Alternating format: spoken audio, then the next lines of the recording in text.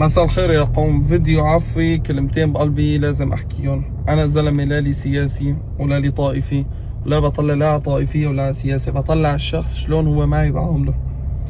الكلمتين اللي بدي احكيهم انه بعد التحرير انفتح لنا مجالات شغل، نحن كنا مخنوقين، فكل مين يلتهي بحاله ولا تلحقوا الفتن. ان كنت علوي، ان كنت درزي، ان كنت مسيحي، ان كنت سني، امور الدوله اتركوها للدوله. واذا بتلتهي بحالك اقسم بالله طلعت من التحرير، يعني اللي بيعرفني ما في داعي حسين بيعرف شلون كنت. هلا حاليا الحمد لله رب العالمين 3 معارض بحلب وبطرطوس وبالشام. ليش؟ ملتهي بحالي بشأني، مالي لا بسياسه ولا بطائفه. بس عدنا عم بشوف فيديوهات، يعني كلمتين حزوا بقلبي بدي انزل احكيهم. مختصر الحديث، فكل مين يلتهي بحاله البلد عم تعمر. اذا بتحط هلا تمراي بالبلد بعد فتره بتلاقيهم كرتونتين تمر. وبالنسبه للمغتربين اللي عم بيسالوني، البرجع هلا بفتح مشروع، بفتح بزنس، يعني ان شاء الله لقدام.